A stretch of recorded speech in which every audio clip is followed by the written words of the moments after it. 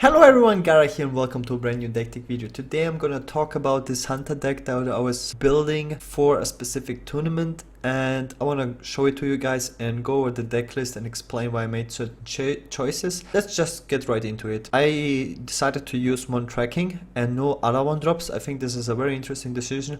When you think about Hunter right now, I don't think Hunter is that bad. Like when you look at Leather, I also don't think that Hunter would be so bad if there would not be a Shaman around. So if we cut Shaman out of the equation, there's a lot of different decks that get much stronger in general, and Hunter is one of them. Zoo is really not represented a lot on the ladder right now, and I think the main reason is that it loses to the current Shaman list, because Shaman has gotten the new 1 mana weapon that synergizes way too well with the follow-up spell power, like with a Thanos or a spell power totem, whatever. But even if you don't have it, you can just play a totem golem, which is always great on turn 2, or you can combine it with other 1-drops, which is also great. But if you have the 2-drop, you basically have a Warx with 3 charges for 1 mana, which is insane for board control. And as we all know, it's called the Fury Winx. And that's for a reason, because usually when you play Zoon, you play against the Warrior and he has the Fiery Warx on turn 2. Yeah, usually he's gonna end up winning the game.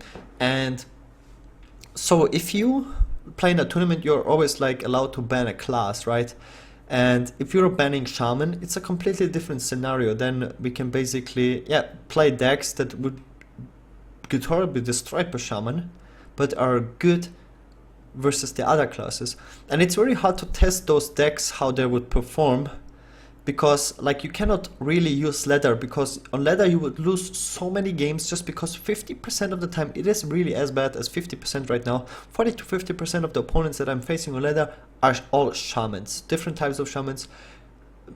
There's more mid-range Shamans than aggro Shamans, but a lot of Shamans, and it is very frustrating if you play a deck that is super bad versus Shaman, but you want to playtest it for the other classes, so you're going through a huge waste of time basically. This is where just theory crafting comes into play, where you just think a lot. And I'm just gonna show you, I cut all the 1-drops because I think they suck, and we're forcefully putting in 1-drops into Hunter just to smoothen out the curve, and we don't even mulligan for them most of the time, but in all the matchups they suck. Against Warrior they suck, versus Druid they're super bad, against Shaman, as I just mentioned, they're super bad. Against Zoo they're probably needed, but even against Tempo Mage they're super bad. We have the Fiery Warband, the Fiery Bat that just gets pinged off by the Mage Hero Power or dies to missiles. It just doesn't do anything. Like, it doesn't provide you tempo like back in the days a 1-drop did. Like, the thing is, when you play a Web Spinner, it's super annoying because it is there, but if you kill it, it gives you another minion. And like the 1 random damage from the Firebat really doesn't accomplish that much. And with the Leper Gnome boss, it provides a huge amount of pressure. Like, if you don't deal with it, it's guaranteed.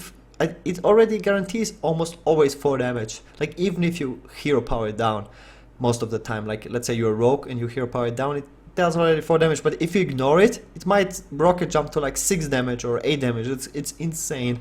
And Hunter really capitalizes off the phase damage. So I'm just not playing the 1-drops. I mean, screw it.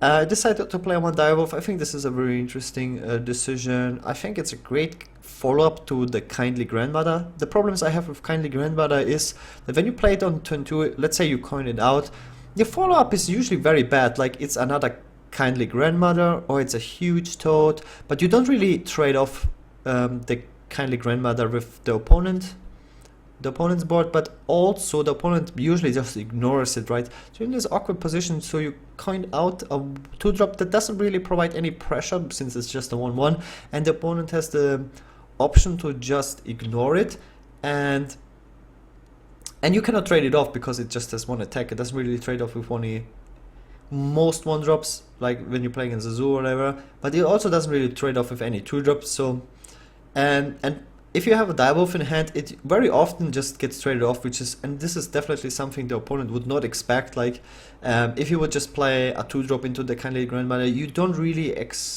expect the hunter to trade it off, because most hunter lists don't run abusive surgeons or direwolf, so this is very interesting.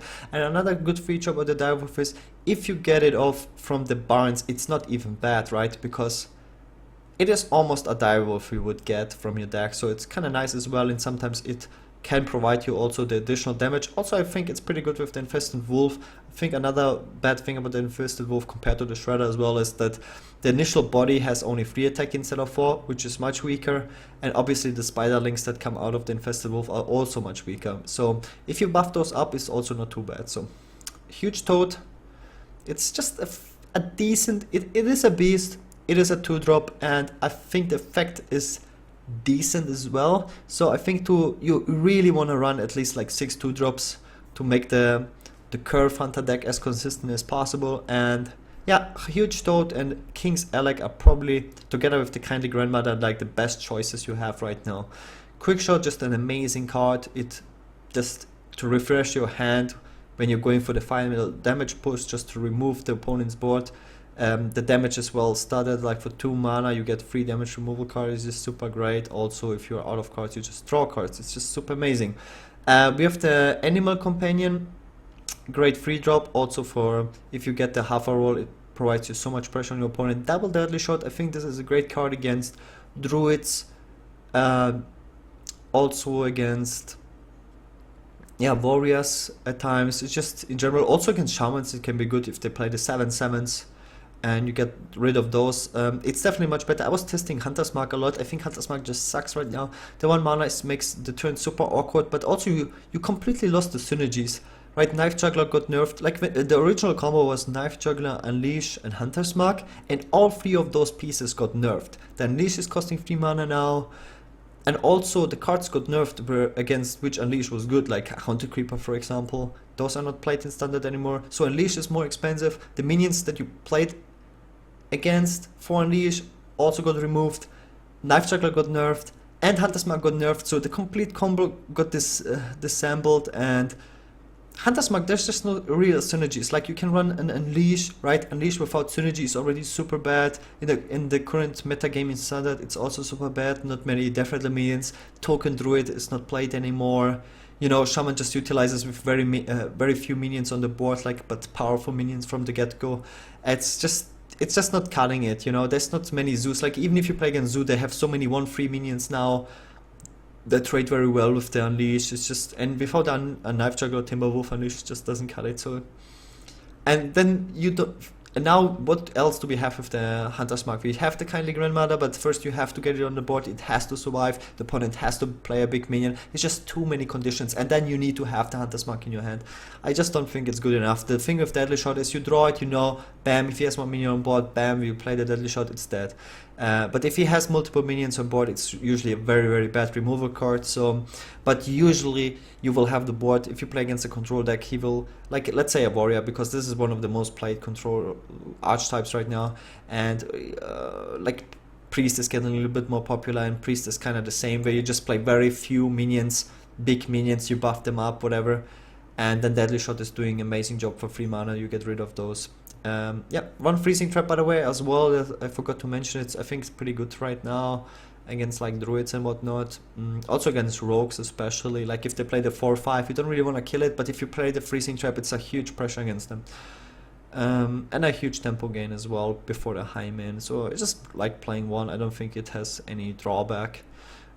Double Eagle Hombo, yeah, it's not a fairy card. I would probably prefer to play a 3-drop instead of the Eagle Hombo, but it's oftentimes so decent also against Tempo Mage. You don't really want to take the phase damage, you don't really play any traps to get more charges on the bow. It's really awkward, but it provides you additional damage.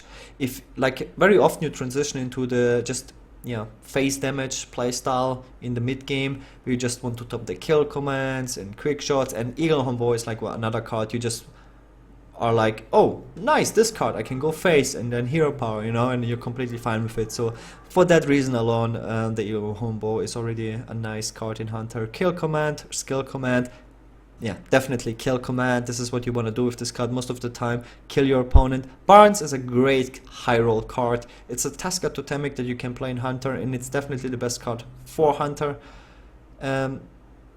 than for the other classes, just because of the insane high roll potential. You can get a rack in this list. I even play rack. You can get the, even if you get a Stranglethorn Tiger, it's really not so bad. If it sticks on the board, you can buff it with the Houndmaster. Yeah, Infested Wolf, insane. Highmane, insane if you get those cards. This is another reason why I cut the 1-drops, right? Just to indirectly also buff your Barons. So I will always keep my Barons in my starting hand. It's just so sick when you play it on 4 proactively. And usually this is how you want to play as a hunter. You want to play proactive. This is why deadly. This is what improves also the deadly shot in the deck, right? When you're playing proactive and your opponent is removing your board, then it makes deadly shot much stronger as a removal card. Infested Wolf, it's I think against midrange decks like Druid and Warriors. It's a very annoying card to deal with, so it makes the card much better against those decks. Houndmaster, just 1. Because you run the wolves, because if you don't have the beast on board, it's kind of like a dead card. Playing it as a 4/3 usually shows your opponent, okay, I'm gonna lose this game, but yeah, it's better than just hero power pass. We have the Tigers. Usually this is very greedy, but if you're targeting just those a little bit slower decks, you just crush them like Warriors. Play those Stranglethorn Tigers into Highmanes, also very strong top deck, you know. Usually they run out of answers if you play the Highmane and they can barely deal with it, and then you play something else. It's going to be very hard for them to deal with it. And this is why Call of the Wild is also such an insane card. They barely survive, they're usually very low in life, and then they deal with Highmane, then you play Slam Call of the Wild and they're like, screw this game. And yeah, you have way more top deck, late game top deck threats like the Stranglethorn Tiger and the Ragnaros now, so you will have those consistently against those decks. And this is my hunter list. I hope you guys like it. Let me know your thoughts. If you like this video, give me a like, and see you guys in the next time. Peace.